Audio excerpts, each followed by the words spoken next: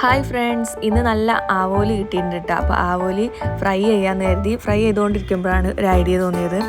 എന്നും ഫ്രൈ ചെയ്യില്ലേ, അപ്പോൾ ഒരു വെറൈറ്റി ആക്കാമെന്ന്. അപ്പോൾ പൊള്ളിച്ചെടുക്കാമെന്ന് കരുതി വാഴയിലൊക്കെ ആക്കിയിട്ട്.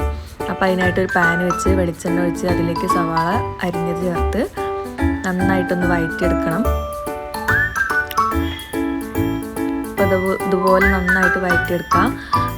ഇനി അതിലേക്ക് നന്നായിട്ട് വാടി വരാനായിട്ട് അതിലേക്ക് കുറച്ച് ഉപ്പ് ചേർക്കേണ്ടതായിട്ടുണ്ട്. അപ്പോൾ കുറച്ച് ഉപ്പ് ചേർക്കുന്നുണ്ട്. ശേഷം നന്നായിട്ട് ഒന്നും കൂടെ നന്നായിട്ട് വഴറ്റിയെടുത്തത് അതുപോലെ ഗോൾഡൻ കളറായിട്ട് വരുമ്പോഴത്തേക്കും നമുക്കതിലേക്ക് ഇഞ്ചി വെളുത്തുള്ളി ചതച്ചത് ചേർക്കാം. ശേഷം അതിൻ്റെ ഒരു കുത്തൽ പോകുമ്പോൾ വരെ നന്നായിട്ടൊന്ന് ഇളക്കിയെടുക്കാം. അപ്പോഴത്തേക്കും ആവോലി ഇവിടെ ഫ്രൈ ആയിക്കൊണ്ടിരിക്കുകയാണ്. മറിച്ചിട്ടിട്ടുണ്ട്. ഇനി സവോളയും ഇഞ്ചിയും വെളുത്തുള്ളിയും ഒക്കെ വാടി വന്നപ്പോഴത്തേക്കും അതിലേക്ക് അരിഞ്ഞ് വെച്ച തക്കാളി ചേർക്കുന്നുണ്ട്.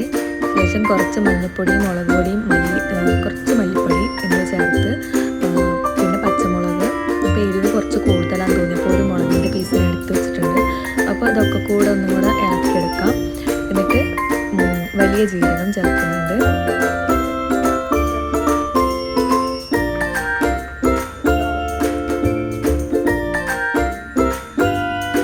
അങ്ങനെ വലിയ ജീരകമൊക്കെ ചേർത്ത് നന്നായിട്ടൊന്നൊക്കെ കൂടെ ഇട്ട് ഒന്നും കൂടെ വേവിച്ചെടുക്കണം.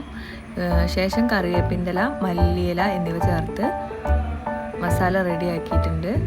അപ്പോഴത്തേക്കും വാഴയില നമുക്കൊന്ന് ഗ്യാസിൽ വെച്ച് ഒന്ന് ചൂടാക്കിയെടുക്കണം. വെറുതെ ഒന്ന് വാട്ടിയെടുക്കാനാണ്. അതിൽ മീൻ വെച്ച് മടക്കിയെടുക്കുമ്പോൾ പൊട്ടാതിരിക്കാൻ വേണ്ടിയിട്ടാണ് അങ്ങനെ ചെയ്യുന്നത്. അപ്പോൾ അതൊക്കെ ഒന്ന് വാട്ടിയെടുത്തിട്ടുണ്ട്. ശേഷം നമ്മൾ ഉണ്ടാക്കി വെച്ച മസാല കൂട്ടുപടി ചേർക്കാം. കുറച്ചെടുത്ത് ഇങ്ങനെ പരത്തി വെച്ചിട്ട് അതിൻ്റെ